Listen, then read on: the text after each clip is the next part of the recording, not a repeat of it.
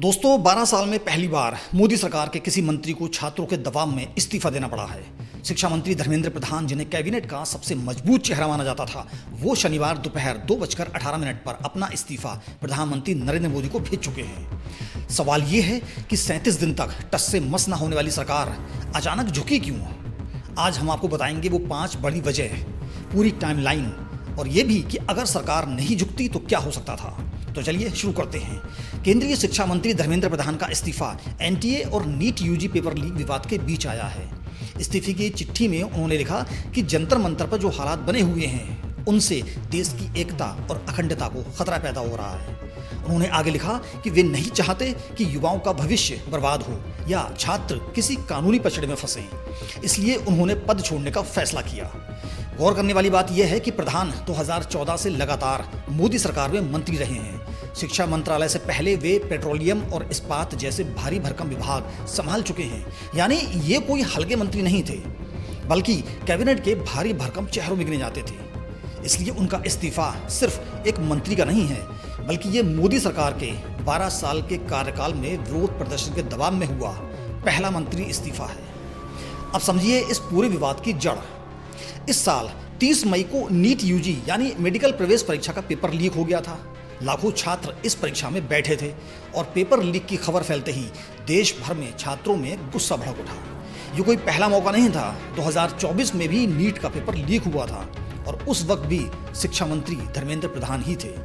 उस समय सरकार ने पेपर लीक की बात मानी और इसरो के पूर्व प्रमुख राधा कृष्णन की अध्यक्षता में एक कमेटी बनाई ताकि भविष्य में ऐसी गड़बड़ियां रोकी जा सकें।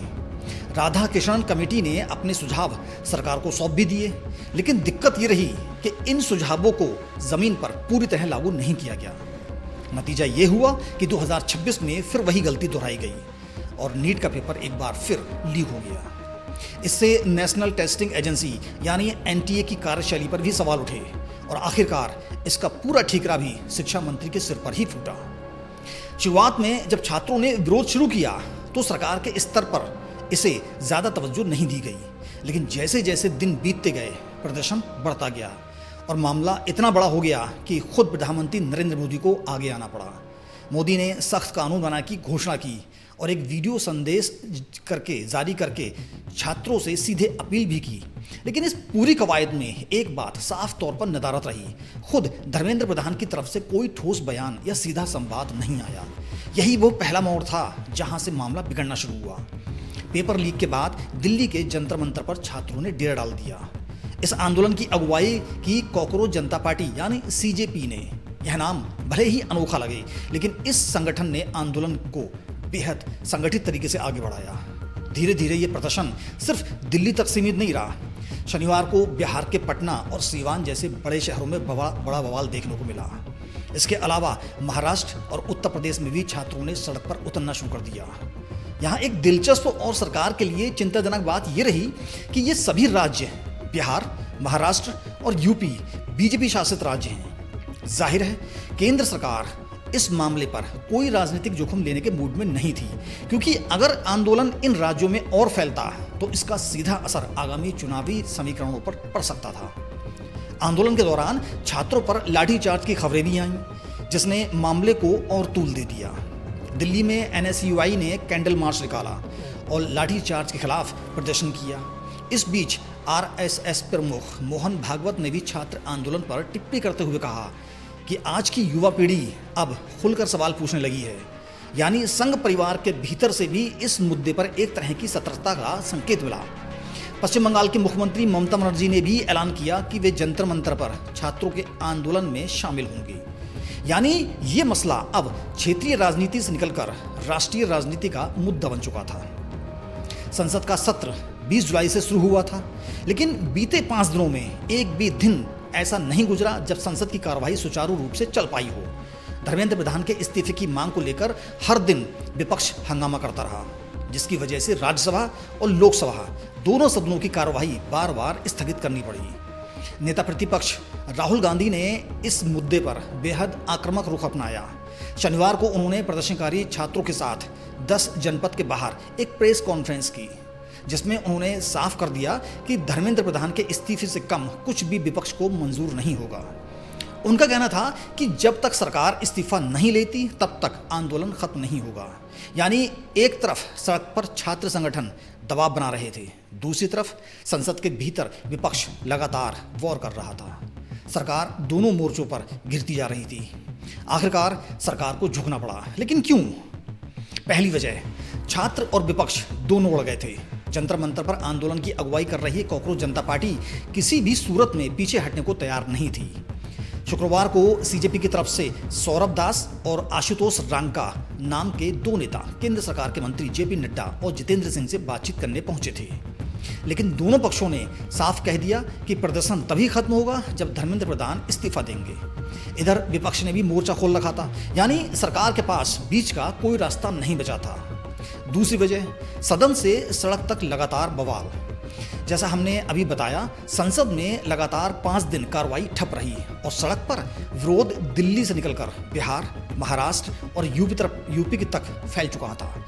ये सभी राज्य बीजेपी शासित राज्य हैं, इसलिए सरकार पर राजनीतिक दबाव कहीं ज़्यादा बढ़ चुका था। तीसरी वजह, सरकार डैमेज कंट्रोल करने में नाकाम रही। 3 मई को पेपर लीक होने के बाद शुरुआती दिनों में विरोधाभास को गंभीरता से नहीं लिया गया। जब मामला बढ़ा तो प्रधानमंत्री मोदी को खुद आगे बढ़कर सख्त कानून की घोषणा करनी पड़ी और छात्रों से अपील करनी पड़ी।